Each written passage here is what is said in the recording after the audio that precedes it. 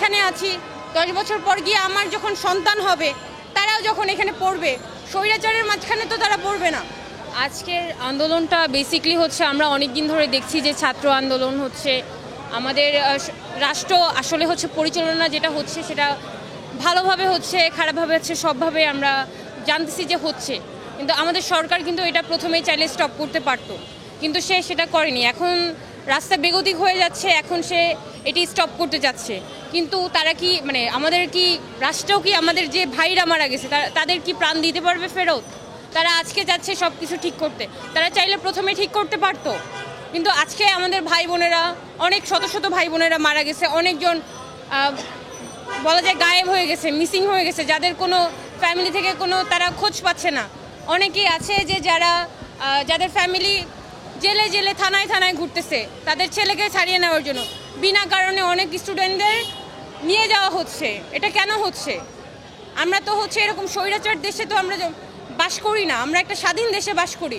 এখন একটা স্বাধীন দেশে বাস করে যদি এরকম অসামাজিক কার্যক্রম হয় তাহলে আমার কিছু বলার নাই। আজকে আমি এখানে আছি, 10 বছর পর গিয়ে আমার যখন সন্তান হবে তারাও যখন এখানে পড়বে, স্বৈরাচারের মাঝখানে তো তারা পড়বে না। এইটাই ছিল আমার কথা, যে আর যাই হোক রাষ্ট্রটাকে ভালোভাবে পরিচালনা করা হোক।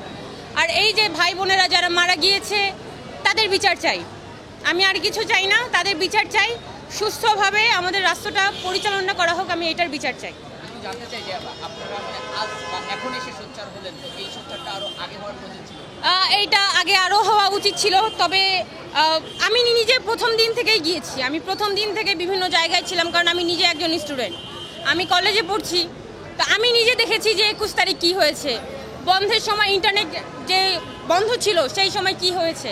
আমার নিজের বাসা থেকে আমি দেখি যে গুলির শব্দ। কেন কেন আজকে আর্মিরা গুলি করছে? কেন কেন আজকে পুলিশরা গুলি করছে? যদি সরকার আজকে পারমিশন না দিত বা সরকার যদি এটা মানে বিরোধ করতে পারতো তাহলে আর্মি পুলিশ কখনো গুলি করতে পারে না, এটা আমার মনে হয়। আমাদের প্রত্যাশা যে সমাজ ব্যবস্থা সুস্থভাবে হোক এবং সরকার গঠন হোক বা যেই হোক না কেন, সরকার সুস্থভাবে যেন আমরা বাঁচতে পারি, আমাদের অধিকারটা যেন আমরা পাই। আমি হচ্ছি আয়ুষী এবং আমি মিডিয়ার সাথেও জড়িত, আমি টুকটাক মিডিয়াতে কাজ করছি, ছোটোখাটো একজন আর্টিস্ট, এইটাই আমার পরিচয়।